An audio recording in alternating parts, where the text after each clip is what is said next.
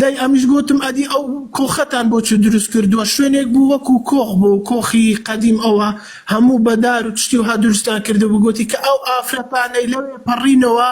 گوناحیان لەسەر ماوەیە ئەما ئەو کۆخە ئاگری تێبەرەدەین هەرێ نەفەرێک بنباڵی دەگرین و بەبن ئەو کۆخەی دەبین و ئەو جا پاکە بێتەوە دەی وەڵا لەوێ بووین ئافرەتێکیان هینا لە پێش چاوی من یعنی ئەمن بە خۆم دیتم لە خەودا ئافرەتەکان هینا لەو سەری دەرباز بوو هەموو لاشەی سوتا بوو یعنی ڕەش بوو هەموو لاشەی سوتا بوو گوتی دەمجا ئەو ئافرەتە گوناحی لەسەر نەما ئەویش با لەگە ئەوانی دیکە بڕوە وەسە سۆران پێم خۆش بوو یعنی ئەو کەسانە کە ئێستا لە لایڤن و گوێیان لێیە پێم خۆشە هەر هەموو کەس گوێیان لێ بێ بەڵێ براکەم فەرموو ماوسە سۆران بە من یعنی لە خەونیدا ساحێکی زۆر گەورەم دیتە بوو یعنی هەندی تەماشە دەکرد نە ئەو لای دیار بوو نە ئەو لای کە هەموو عالەم لەوێ خڕ بووە گوتیان ئەوە ڕۆژی قیامەتە ماشەڵڵا خوا لە ئاسمانەوە گاسی دەکرد دەیگۆ با ئەدی ئەمن بەنگۆم نەگوت کە ڕۆژێکدا دێنەوە شوێنێکی حەق ئەدی بەم نەگوتن ئەو کارە خرابانە نەکەن ئەمنیش لەوێ بووم هیچ کەس لەگە کەس قسەی نەدەکرد هیچ کەس لە کەس یعنی قڕابستانێ و ململانە و ئەو تشتانە هیچیس نەبوو والله هەموو کەس بەریان لە ئاسمانێ بوو کە ویستیان خوای گەورە ببینن دەی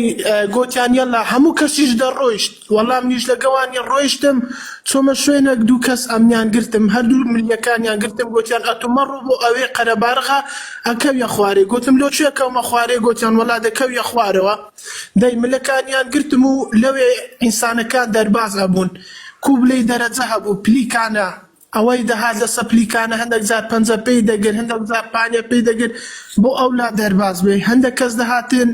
ڕەنجیان سپی بوو زۆر بەسەریعی دەڕۆیشتن هەندێکی دی دەهاتن ماوەستا لەسەر ئەسپ و تشتیەوە هابوون زۆر بەسەریعی دەڕۆیشتن هەندی لەوێ ڕاوەستا بوون یەک دوو نەفەر هاتن باڵایان زۆر کورد بوو ڕەنجیان زۆر ڕەش بوو ئەوانیان کەتە ناو قۆرتەکە لەوێ بوو ساڵێکی ڕەش بوو گوتیان ئەوە قۆرتە بەمیان نەگوت زەنەما بەس گوتیان ئەوانە دەکەونێ کە ئەهلی گوناحیان کردە لەسەر دنیا دەی ماوەستا باڵەکانیان گرتم گوتم منیش دەڕۆم گوتیان ناهێلینە تۆ بڕۆی کە ئەمیان بر بۆ ئەو دیوەی نەمزانی بە شوێنێکی تریان ئەمن بر بۆ ئەو دیوەی وەڵا چوینە ئەو دیو هەموو غورفەخانی بوون یعنی هەموو جێجێ کرابوون ئەمیش گوتم ئەوانە لۆچینە وەڵی گوتی ئەوانە لۆ ئەو کەسانەنە کە لەو لای دەرچوون بەمیان نەگوت پردی سیراتە بەس گوتیان کە لەو لا دەرچوون دەی مامۆستا ئەمیش گوتم چ لەو خەڵکە دەکەن گوتی وەڵا هەموو دادا 20 نەفەر پێکەوە لەنا غورفەیدا ئەنین ئەمە دەرسی پیشانە دەین ئەو جا بەڕێیان دەکەین ئەمیش گۆ بۆتیان بەڕێ دەکەن گوتی بۆ بەهەشتیان بەڕێ دەکەین ئەوها بەمیان گوت دای ئەمیش گوتم ئەدی ئەو کۆخەتان بۆ چ دروست کردووە شوێنێک بوو وەکو کۆخ بوو کۆخی قەدیم ئەوە هەموو بەدار و تشتی وها دروستان کرده بوو گوتی کە ئەو ئافرەتانەی لەوێ پەڕینەوە گوناحیان لەسەر ماوەیە ئەما ئەو کۆخە ئاگری تێبەرەدەین هەرێ نەفەرێک بنباڵی دەگرین و بەبن ئەو کۆخەی دەبین و ئەو جا پاکە بێتەوە دەی وەڵا لەوێ بووین ئافرەتێکیان هینا لە پێش چاوی من یعنی ئەمن بە خۆم دیتم لە خەودا ئافرەتەکان هینا لەو سەری دەرباز بوو هەموو لاشەی سوتا بوو یعنی ڕەش بوو هەموو لاشەی سوتا بوو گوتی دەمجا ئەو ئافرەتە گوناحی لەسەر نەما ئەویش با لەگە ئەوانی دیکە بڕوە وەڵا کە هەستامەوە لە خەوی مامۆستا و خەوە زۆر کاریگەری لێ کردم تەنانەت خێریشم بۆ کردووە چ گوتم با پرسیارێک بە تۆ بکەین مانایەکەی چییە و والله براگیان طبعا کۆمەڵی مشاهیدی ڕۆژی قیامەتەوەی کە باست کرد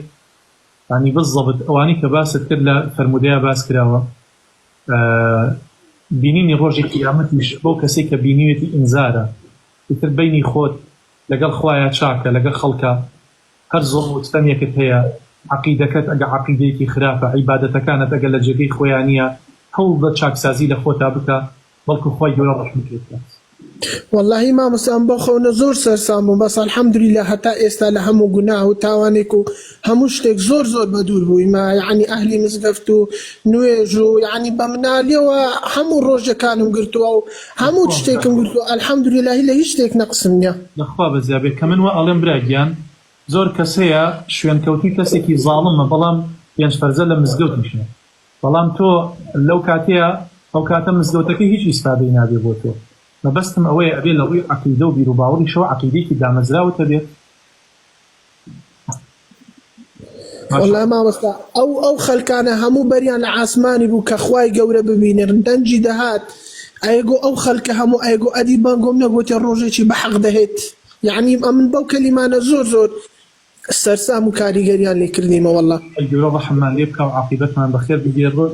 توشي عذابي الله نبي لخدمتنا قربان جان